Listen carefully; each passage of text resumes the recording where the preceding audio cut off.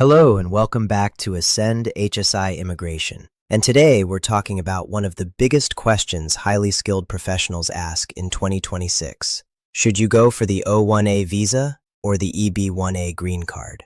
At first glance, these two options look very similar because both are designed for people with extraordinary ability. But the truth is, they serve very different purposes, and choosing the wrong one can delay your immigration plans, cost more money, and create unnecessary stress. So let's break this down in the simplest way possible. The biggest difference is this. The O1A is a temporary work visa. The EB1A is a permanent green card pathway. That means the O1A allows you to live and work in the United States for a specific period of time, while the EB1A can lead directly to permanent residency. Now let's talk about the O1A first. The O1A visa is for individuals with extraordinary ability in fields like science, business, education, or athletics. It is very popular among startup founders, tech professionals, researchers, entrepreneurs, and highly accomplished experts. One major advantage of the O1A in 2026 is flexibility. Compared to many work visas, it can be easier to structure, especially for founders and self-employed professionals. But there's something important many people don't realize. You cannot truly self-petition for an O1A. You still need a U.S. petitioner or sponsor. This could be a company, an agent, or sometimes your own U.S. business if structured correctly. The O1A is also non-immigrant, meaning it is temporary. It does not directly give you a green card, although many people later transition from O1A to EB1A or another green card category. Now let's talk about EB1A. The EB1A is one of the strongest employment-based green card options because it allows self-petitioning.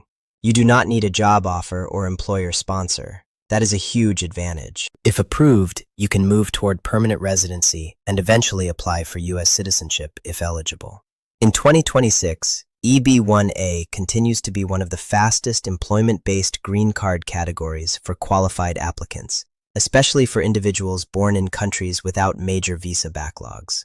But EB1A is generally held to a higher standard than O1A. This is where people get confused. Both categories use similar evidence like publications, media coverage, awards, judging experience, original contributions, and high-level achievements. But USCIS usually expects stronger overall proof for EB1A because it leads directly to a green card.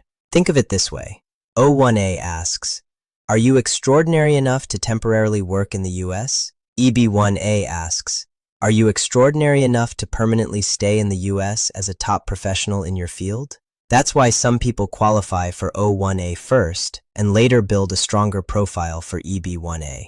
Now let's talk about processing and timing. O1A can sometimes move faster because premium processing is available, and approvals may come within weeks after filing. EB1A can also use premium processing for the petition stage in 2026, but the full green card process depends on visa availability, adjustment of status, or consular processing timelines. Another important factor is your long-term goal. If your main goal is to quickly enter the U.S. for work opportunities, business growth, conferences, or expansion, the O1A may be the better short-term option. But if your goal is permanent residency and building your future in the United States long-term, EB1A may be the stronger path if your profile is ready. Now here's something very important. You do not always have to choose one or the other immediately. Many professionals strategically use both. For example, someone may enter the U.S. on an O1A visa, continue growing their achievements, gain more recognition, publish more work, expand their business, and then later apply for EB1A with a much stronger case.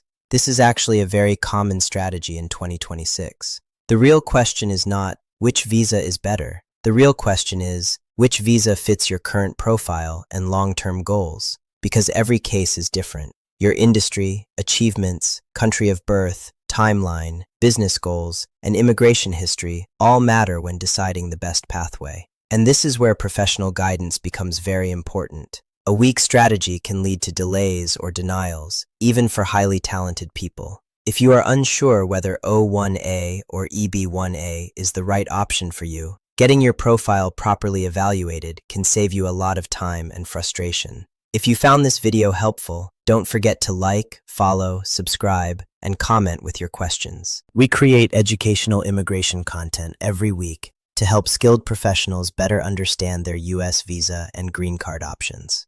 And if you're ready to explore your eligibility, ASCEND HSI Immigration is here to help you understand the strongest path forward for your U.S. immigration journey.